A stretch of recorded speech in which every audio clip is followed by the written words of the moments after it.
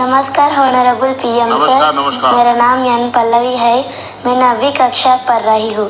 Sir, हम अक्सर ऐसा महसूस करते हैं कि पूरा साल पढ़ाई ठीक चल रही होती है, लेकिन जैसे ही परीक्षा निकट आती है बहुत ही तनावपूर्ण स्थिति हो जाती है।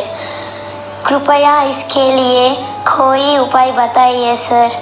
बहुत धन्यवाद सर। धन्यवाद पल्लवी। मुझे बताया गया है कि इसी तरह का और भी एक सवाल है। सादर अभिनंदन आदरणीय प्रधानमंत्री जी। मेरा नाम अर्पण पांडे है। मैं global Indian international school Kuala Lumpur Malaysia में 12वीं कक्षा का छात्र हूँ। मैं आपसे अपनी भावी भविष्य की सफलता हेतु एक प्रश्न के उत्तर की आकांक्षा करता हूँ और आशा करता हूँ कि आप इसमें मेरा मार्गदर्शन करेंगे। मेरा प्रश्न है, परीक्षा की तैयारी के दौरान हमारे मन में आने वाले भय और तनाव से हम कैसे उभरे? कि क्या होगा अगर अच्छे अंक और अच्छा कॉलेज मिलेगा या नहीं? धन्यवाद। पल्लवी, अर्पण, देखिए, आप जब ये फियर की, डर की बात करते हैं तो मुझे भी डर लग जाता है।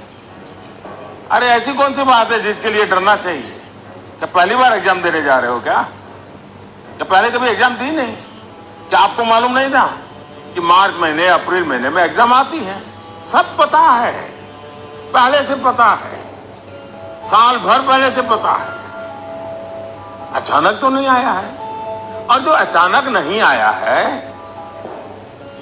कोई आसमान नहीं टूट पड़ा है, इसका मतलब हुआ कि आपको डर एग्जाम का नहीं है,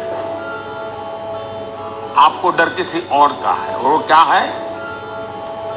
आपके आसपास एक माहौल बना दिया गया है कि यही एग्जाम सब कुछ है, यही जिंदगी है। और इसके लिए पूरे सामाजिक वातावरण, कभी कभी स्कूल का वातावरण भी, कभी कभी माँ बाप भी, कभी अपने रिश्तेदार भी एक ऐसा माहौल बना देते हैं, ऐसी चर्चा करते हैं कि जैसे कोई बहुत बड़ी घटना से आपको गुजरना है, बहुत बड़े संकट से गुजरना है।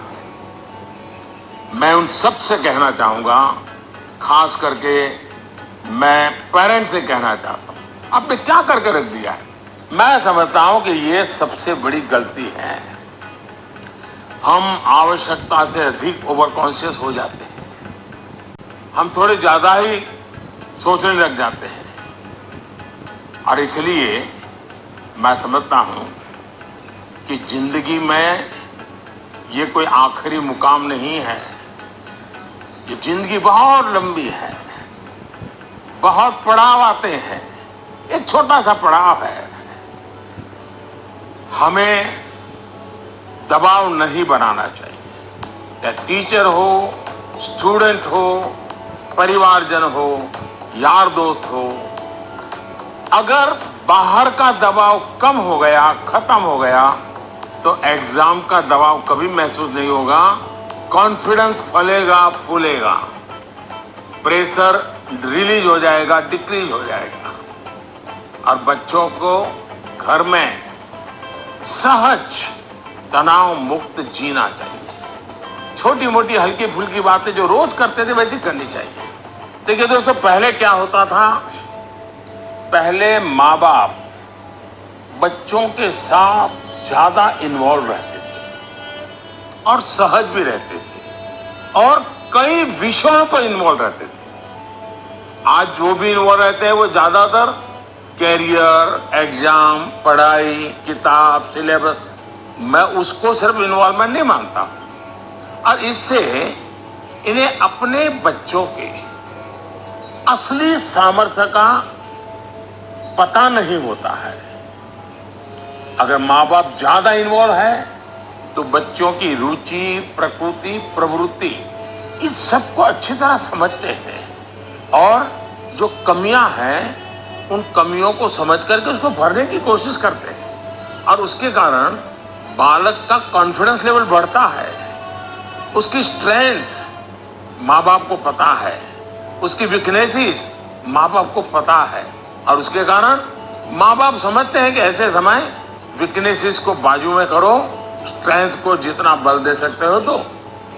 लेकिन आज कुछ माँ बाप इतने व्यस्त हैं कि उन्हें बच्चों के साथ रियल सेंस में इन्वॉल्व होने का समय ही नहीं मिलता।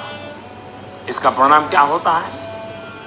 आज बच्चे के सामर्थ्य का पता लगाने के लिए पेरेंट्स को एग्जाम के रिजल्ट का शीट देखना पड़ता है और इसलिए बच्चों का आकलन भी बच्चों के रिजल्ट तक ही सीमित हो गया है। मार्क्स के परे भी बच्चे में कई ऐसी चीजें होती हैं जिन्हें पेरेंट्स मार्क ही नहीं कर पाते हैं। साथियों, हमारे यहाँ एग्जाम के लिए एक शब्द है कसौटी। मतलब खुद को कसना है। ऐसा नहीं है एग्जाम आखिरी मौका है, बल्कि एग्जाम तो एक प्रकार से एक लंबी जिंदगी जीने के लिए अपने आप को कसने का उत्तम अवसर है, एक अपॉर्चुनिटी है। समस्या तब होती है जब हम एग्जाम को ही जैसे जीवन के सपनों का अंत मान लेते हैं, जीवन मरण का प्रश्न बना देते हैं। दरअसल एग्जाम जीवन को गढ़ने का एक अवसर है, एक अपॉर्चुनिटी है, एक मौका है। उसे उसी रूप में लेना चाहिए। एक्चुअली हमें अपने आप को कसौटी पर कसने के मौके खोजते ही रहना चाहिए ताकि हम और बेहतर कर सकें। हमें भागना नहीं चाहिए।